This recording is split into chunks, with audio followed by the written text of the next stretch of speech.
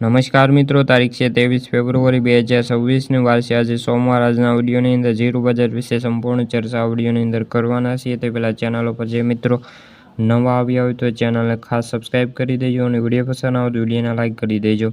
તો મિત્રો, ગુજરાતમાં નવા જીરુંની આવકો વધીને 14,000 બોરીની આસપાસ આવકો પહોંચી છે અને જીરું બજારમાં હજુ પણ મસાલા કંપનીઓ ખરીદવાના મૂડમાં અત્યારે દેખાતી નથી। ખાસ કરીને જીરું બજારમાં ભાવ સ્ટેબલ રહ્યા હતા અને કોઈ મોટી મૂવમેન્ટ શનિવારે જોવા મળી નહોતી। આગામી દિવસોની અંદર જીરું બજારમાં વેચવાલી કેવી આવે છે તેના ઉપર બજારનો આધાર રહેલો છે।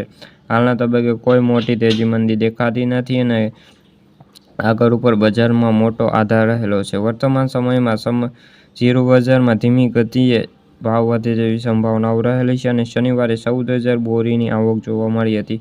સોમવારે વધીને 16થી લઈને 17,000 બોરી આવકો પહોંચે તેવી ધારણાઓ રહેલી છે। આવકો ખાસ નહોતી અને ગોંડલની અંદર 300 બોરીની આવક હતી અને ભાવની વાત કરીએ તો 2850થી લઈને 5,000, જ્યારે નવા રાજકોટની અંદર રાજકોટની અંદર 1700 બોરી, ઊંઝામાં અંદર 5800 બોરી અને બોટાદની અંદર 10,000 બોરીની આવકો જોવા મળી છે અને જસદણની અંદર 1800 બોરી, હળવદની અંદર 200 બોરી, વાંકાનેરની અંદર 500 બોરી અને જામનગરની અંદર 200 બોરીની આવકો રાજ્યમાં શનિવારે કુલ 24,000 બોરીની આવક હતી, જેમાંથી 14,000 બોરીની આવકો ખાસ નોંધાઈ છે અને બેન્ચમાર્ક વાયદો છેલ્લે 23,060ની સપાટીએ બંધ થઈ રહ્યો છે। તો મિત્રો, આ હતી જીરુંને લગતી આજની ચર્ચા। વિડીયો ગમ્યો તો વિડીયોને લાઇક અને સબસ્ક્રાઈબ કરી દો।